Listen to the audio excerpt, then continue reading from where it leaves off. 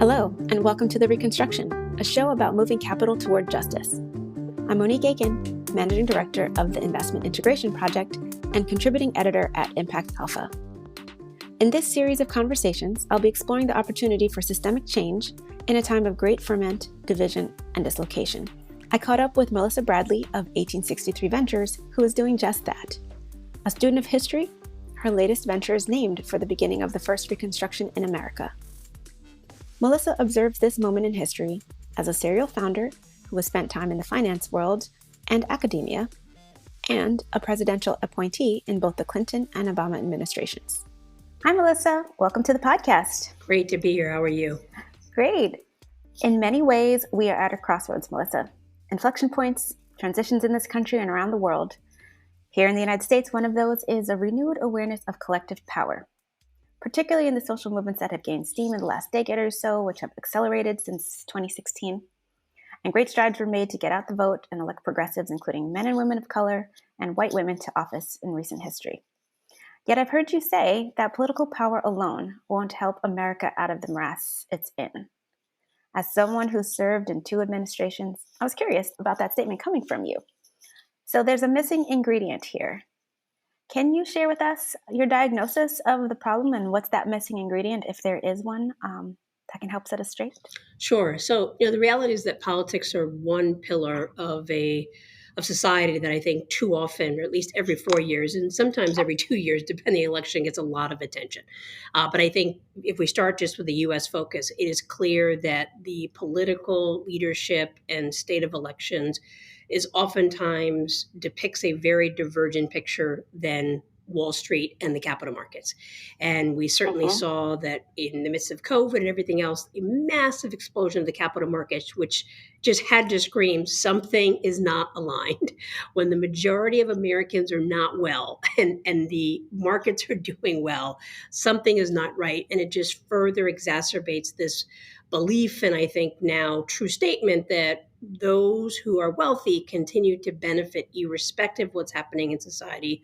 Those who are historically marginalized and not wealthy continue to be, at the bottom of the pyramid, really just stuck with whatever they can get. And I think we have seen that with the fact that, again, economy is doing great, but we're clearly in a great chaos post-George Floyd.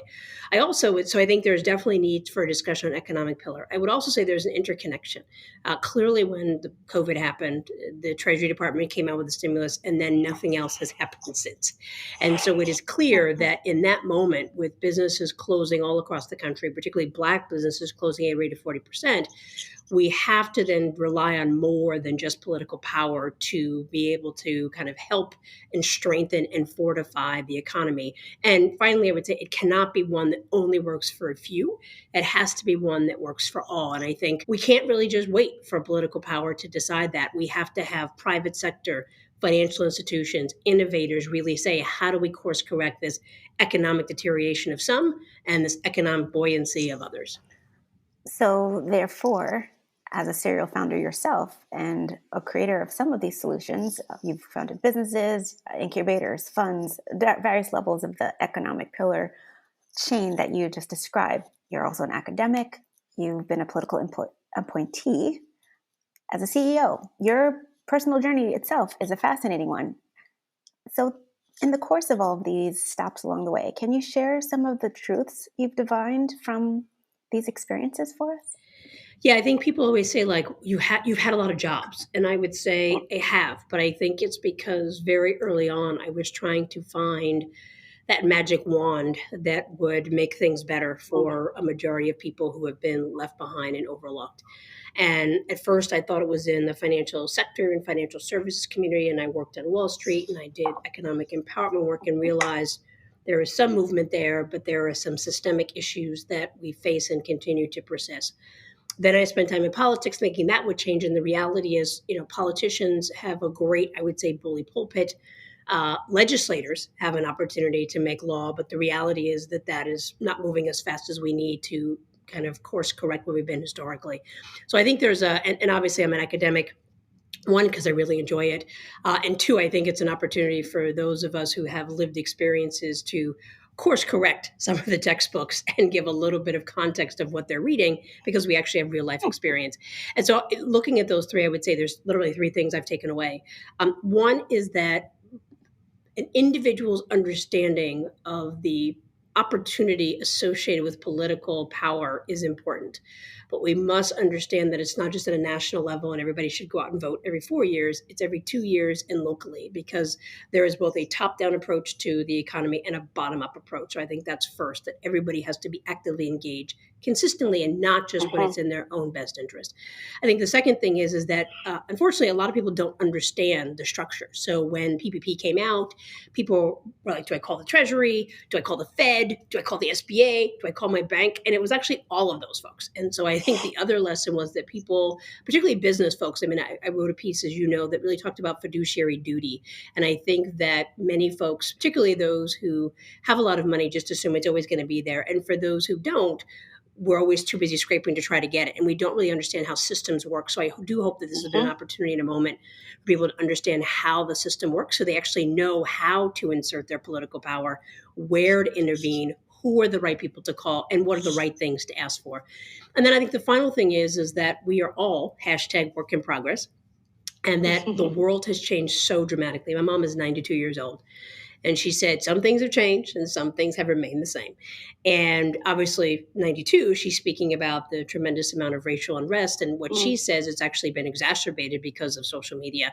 And so the final thing I would say is that people need to understand history, in some cases so that we don't repeat it where it's been bad. But in other cases, we understand the progress we've made and we're working from the same starting point of what's that next opportunity or what's that next leapfrog. I think in light of this being called Reconstruction, I think people just have completely forgotten about it, right? That and certainly with the election of President Obama, people said we're in a post-race era. Well, that was clearly not the case. We were in a, I'd say, race-igniting era. And I do think it's important that people understand history to know what laws have been created to allow for equal opportunity, what barriers still exist and how to do those, and where have we found opportunities of coexistence and I would say equitable wealth building and wealth creation in communities, because we've seen it, albeit isolated in pockets like Tulsa. So it's important that we're not starting from scratch, because unfortunately, I think I'm getting too old and we don't have a lot of time to lose. And so we really need to figure out how do we understand history to build the momentum that's been created. Well, that tees me up very nicely to my next question, actually, because it's about history here. Partly what we're trying to do is bring awareness, but so is your name of 1863 Ventures. So, I mean, the year was the Emancipation Proclamation, but why call a venture fund accelerator the name that harkens back to 1863? Yeah, I think because we've been always focused on the new majority, pretty simply Black and brown, it was important for, I'd say, 2 to 3 reasons. One, I'll be honest, because everybody was a number and a name, and that seemed to attract people. And I said, well, if people are going to be attracted to a number, let's give one that's of significant historical context. So that was one, I think, just to raise awareness. Unfortunately, I cannot tell you how many people go, what happened in 1863? And I'm like, oh, okay, good starting point, good starting point. So I think one was just really to raise awareness and consciousness around that moment in time, as we had 1571 and 1776 and a bunch of others. The second reason was particularly for Black and brown folks as a reminder of what our potential is. I think too often on a day-to-day basis, we are downtrodden, we are beaten literally and figuratively, and we oftentimes forget the opportunity that was unlocked in the Emancipation Proclamation. Granted, everybody did not know until 1865, but the signal effect that was created, I think sometimes we lose that, and it was worth reminding. And then the final thing is, I actually believe this is our chance. Even before, unfortunately, the death of George Floyd, when we started this 4 years ago, we really wanted to signal and reclaim our opportunity as Black and brown folks to really create wealth. And that was very much linked to the demographic shift that was expected for 2044, but is certainly moving faster, and some states have already turned. It was a great way to, again, reclaim our power as a community of color, but also to signal to the world we are very clear about what we can contribute, and let's really take that opportunity to huddle up, but also create a bridge and a conversation around what is the opportunity for Black and brown folks to contribute to the overall economy. So I'm just going to ask one follow-up. Is related to, you mentioned new majorities earlier, and you mentioned the year 2044. For those who don't know the significance of those two statements, can you just just clarify that a little bit further? Sure. So demographically, we have, I'd say for the past 4 or 5 years, seen the births of non-white children way outpace those of white children. And so what you have seen now is that there'll be a demographic shift that you will have more Americans who will be non-white than ever before. The three fastest growing groups are Latinx, African American, and Asian American, last I checked, in that order. And certainly within certain age spans, like 18 to 24, Latinx automatically already outpaces non-white. And then in certain states like California and Nevada, you already have what I call the new majority, where the number of non-white individuals far exceeds the number of white residents. So that might be a truth that many people aren't actually prepared to embrace, understand. That's a shift for businesses and those who are both serving in terms of thinking about consumers and investors and all the different ways those majorities might show up. So I've been thinking a lot about truth and readiness lately, personal, collective, societal, national narratives of meaning. And you're even just flagging the 1863, what we know and don't know, what are facts that are shared and what are truths that might be different from facts, especially in the last 4 years. And so you've been one of those people out front, a leader ahead of so many different curves. How have you gotten comfortable with managing truth and readiness of the various listeners and groups that you speak to or present, categories of actors in our society? And how do you manage, and how should we potentially think about managing those tensions as these demographic shifts happen as well? Yeah, well, I think you've nailed it. I mean, there's the truth and there's, are people really ready? And I'm beginning to find that people aren't really ready. I started this kind of idea of new majority, like I said, about 5 years ago, and people were very uncomfortable. And I said, look, I'm not here to make anybody feel uncomfortable. I actually have decided, instead of what I used to do, and I think many do, which is not a bad thing, but it wasn't working with the audience I was, of using stories and narratives and successful ones and twos of different races that have been successful. I said, let me, as a finance person, let me just take a data-driven approach. So I like to deal with numbers and I like to deal with dollars.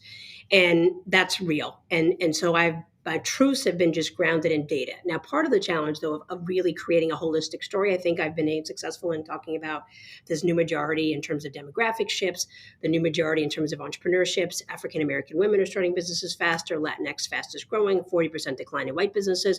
I think we've got a good handle on the narrative of Black and brown entrepreneurship. But there's a lack of data, which, sitting in the academic world has been highly noticeable in saying, how, we've got a couple of chapters, but how do we make the book come together? Because there's really some data that's missing. And so for me, the truth is in the numbers of what we know, where there are gaps in terms of data. For example, what is the average size of a Black business? Because we have not historically in some of these data sets tracked by race, we try to then pull anecdotal information. So I think truth, it needs to be, one, defined as something that can be supported either by data or other evidence, as opposed to what people make up, and just because it's on Instagram doesn't make it factual. And then I think but the truth then should lead the narrative. I mean, I think we live in a world right now, certainly being here in Washington, D.C., where narratives oftentimes are nowhere near grounded in truth. And so I try to be mindful, and maybe this is the academic part, that if I'm going to say something, I'm always thinking, do I have a citation to go with it? Because as a woman of color, as a gay woman of color who is talking about the new majority wealth creation, I consistently face like, well, how do you know and who says? So I feel like I just walk around with a list of citations.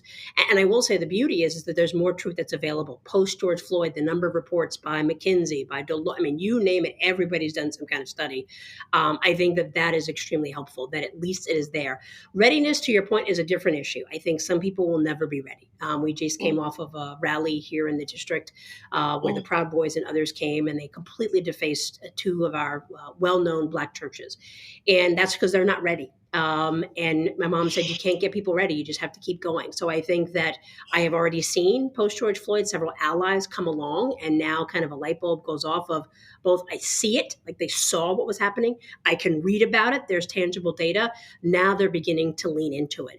But I think there just needs to be, those of us who feel it and know it, to rely on the numbers and the data, continue to be in pursuit of more truth, and stick with that and not change the narrative, and hope that people will come along or not. I think it sounds fait accompli, but I've given up on the readiness piece, and maybe that's because I have Mhm. kids.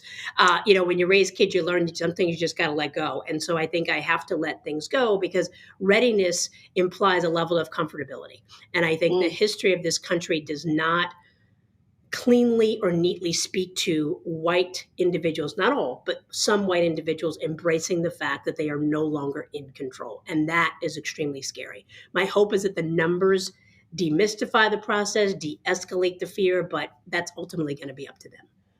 So it's interesting because I think when we talk about history, that is one of the things, the backlash and the reaction and the lack of readiness was one of the things that derailed what was really a successful experiment in inclusion in America during that era, which of course you know more than others.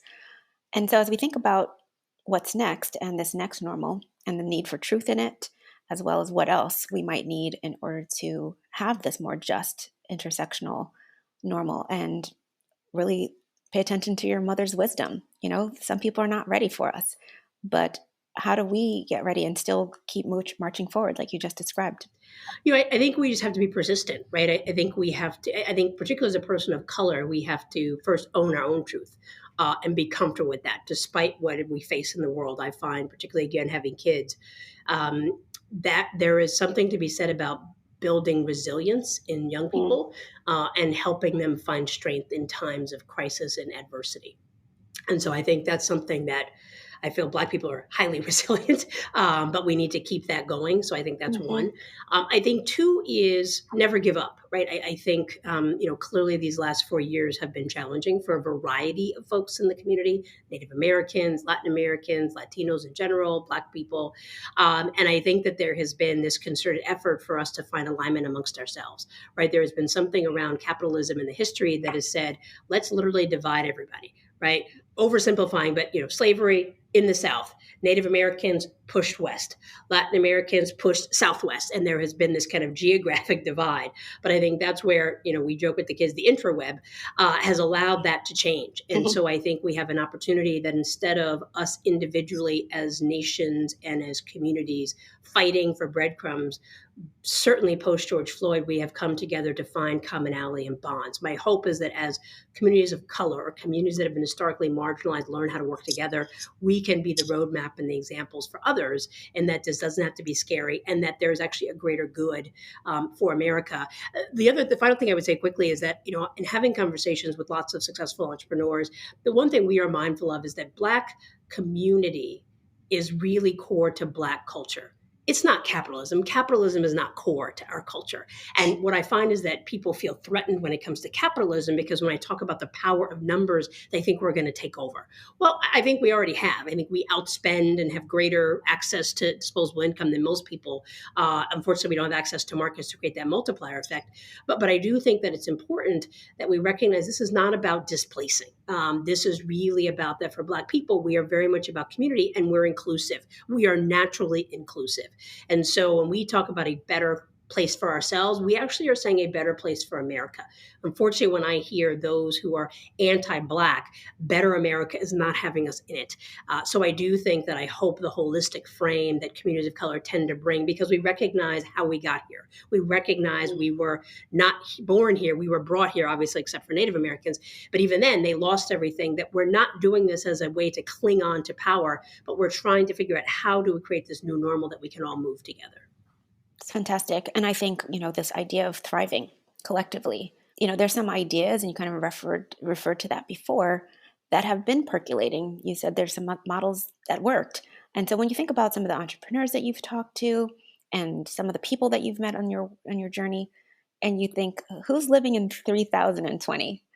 Who's out there already living in this future, literally changing the game? If we could lift them up and find them and get them out from under whatever um, area that they're in hiding from us, and lift them up and amplify them. Who are some of the things that you've seen that really just any number of barriers have prevented it from really percolating through society in a way that would really be rising the tides of all the boats like you described? Yeah, so there's a few people. I think from an entrepreneur perspective, one person that comes to mind is Bee and Cy from Honeypot. They have remained unapologetically authentic to their mission and to their vision. Theirs is universal for all women, but certainly in the backlash that they experienced with the Target ad, they were able to really pull together and leverage the Black community for something positive, not just for themselves, but for so many other brands. And I would say that both B and Cy are consistently thinking beyond themselves, but recognize they are a marker in the entrepreneurial community for so many others as a well-founded, well-funded startup in the B2C space. I think in the philanthropic community, someone like Michaelia Davis at Cerdna has been unapologetic in her efforts to support Black leadership, Black communities. She obviously was extremely convincing to the board and to her leadership at Cerdna to do that. The way they rallied around COVID and reached out to all the organization portfolio and just gave grants and said, "We need you to survive. We have mental health resources. We have everything." So that's been huge. And then, dare I kind of project, I am hopeful and optimistic of what, irrespective of what she does, although I think it's going to be great, the signal that Kamala Harris is about to be the vice president. Like her, not like her, it's a signal effect. And I think a signal effect that she was the first woman to make it through, nothing against Hillary. But I think that is just a signal, not just to her presence, but if you look at all the numbers, so you look at any electoral geek, she is there and Joe Biden is there because of Black and brown Americans voting. And I hope that not just doesn't just mean we're going to put a whole bunch of Black and brown people up there, which is not a bad thing, but it allows people to say we need to be more diverse in the communities we listen to as politicians. And so again, I don't want to put any more pressure on her than she needs, but I hope there's a signal effect that the Black and brown political power base is paying attention. And then when called to action, we engage. Don't sleep on us, and don't just call us every 4 years. Well, I'm here for all of that. And actually, that brings me to every 4 years. Well, that's one aspect, but in time, and when these new majorities have revealed themselves to all in a more material way, what do we need to do now if we are choices and we are their ancestors, choosing and deciding some things that will affect 20 years, our children, our children's children? How do we get to be good ancestors today? I mean, my favorite author to quote these days is Adrienne Maree Brown. We are living in the ancestral imagination of others who never envisioned you and me having jobs, never mind, being in finance, high finance, other things like that. So what's your take? I think there's a huge responsibility. Hence, I needed to take a side. Mm-hmm. I think that there's multiple layers. I think there is clearly individual responsibility for any of us who have made it, whatever that means. It doesn't mean we're the next CEO of anything, but just that we've made it, that our lives are comfortable. And I think the responsibility there is one, to pay it forward, but two, also to say it forward. I am always fascinated with my youngest twins who are 13, and they come home and I'll say something, oh, well, who's that? Or what's that? And I'm going, oh my God, what are you learning in school? Or more importantly, what are you not learning in school? And so I do think it's important that not only we pay it forward our actions, but we make sure that we maintain this consistent line of historical facts so that we don't go back. If my 13-year-old kids or your nieces and nephews do not understand what we have been through, because Lord knows how they're teaching slavery in history classes or not, we need to make sure there is consistency in that narrative so that we don't repeat ourselves and that we understand that. And I think that is up to each of us individually. And then I also think it's up to the systems that we are part of to really maintain an accurate depiction of history. I think the National Museum of African American History is a start, but those are artifacts that need to be brought to life with stories and the like. So I think that's our individual responsibility. I think our collective responsibility, particularly I'll just stick with finance, is that, and I'm beginning to see it, is that investors are coming together and recognizing that the traditional white investors, I believe many of them, if not most of them, want to do better. But because of the structures that were created in the world of venture capital, they honestly don't know any Black people, or they don't know where to find them. And so while I have been probably a little annoyed by the 1,000 calls that I've gotten post George Floyd, I remain impressed in the collective action that people are saying, we want to do better. We want to learn more. And I respect, it's annoying sometimes, but I respect the vulnerability it takes for them certainly to pick up the phone and call me when it's pretty clear how I feel about these issues. So I've been optimistic about that level of vulnerability. And I think that vulnerability is something that Black people have all the time. We are vulnerable every time we walk out of our houses. We are vulnerable every time we get pulled over. And I think if people can find comfort in that vulnerability as a collective, I am even more optimistic of what the future can bring, because people have to be willing to drop their guard and relearn in order to reimagine. I think so many people have such a narrow take on what has happened, and particularly in finance ventures, investors think there's just like these three things that are why Black people aren't getting money. I'm like, no, dude, it's like 3 times 3,000. And some of them you have control over, and some of them you don't. So I think those are individual responsibility, pay it forward, say it forward, collective responsibility to be vulnerable, to reach out, to talk, to make time to have honest conversation. And I think, something I've said before, we've got to be comfortable with being uncomfortable. Mm-hmm. So what do you need to share that I did not ask directly that you think whoever might stumble on this podcast really needs to just understand about where we are in this world today, that we should just let them know? I think the one thing that resonates, and I think it's part of our time, I have never met a person of color, Black, brown, Native American, that has never said this country is not ours. My ancestors didn't come here because they wanted to. They came here because they were forced to. James Baldwin has many eloquent speeches around, it is my country, but it does not accept me. And I think if people can stop trying to send us places and tell us where we need to go back to, and recognize that we are here, that we have embraced the American dream, although it has not embraced us back, that we are resilient, and that we're going to be here, and that we're willing to fight. We saw when people took to the streets nonviolently, we are willing to fight for our rights, and not because we fight because we believe it's actually possible. And so I think if people would share in the possibilities, know that I think while the dreams look different, we have a shared vision for a greater America, because it is our country, whether we like it or not, and not be afraid of that, and to really just put fear aside and try to find more commonalities than differences. I find the latest rhetoric, political and otherwise, has been around how we're different.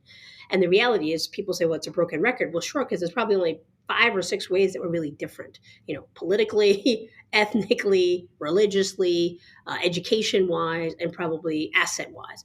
Other than that, we all want people to be healthy.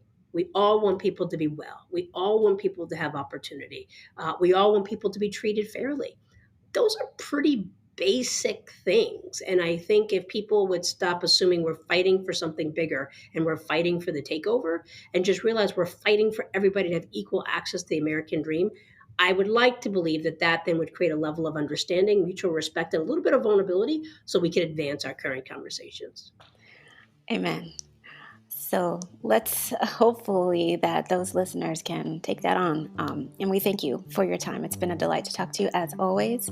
And I look forward to seeing where 1863 goes. Me too. Thank you very much for having me. The Reconstruction is a project of Impact Alpha.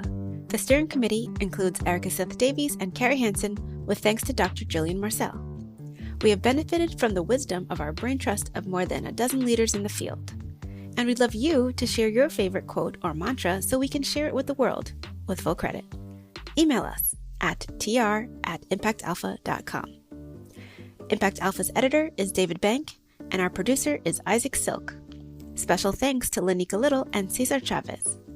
You can see Impact Alpha's Reconstruction coverage at impactalpha.com/the-reconstruction and sign up for our mailing list to learn when new episodes are released. The Reconstruction podcast is free of charge, but it's powered by Impact Alpha subscribers. Join us. impactalpha.com/subscribe. I'm excited by the possibilities ahead and leave you with a quote from Dr. Martin Luther King. We must accept finite disappointment, but we must never lose infinite hope.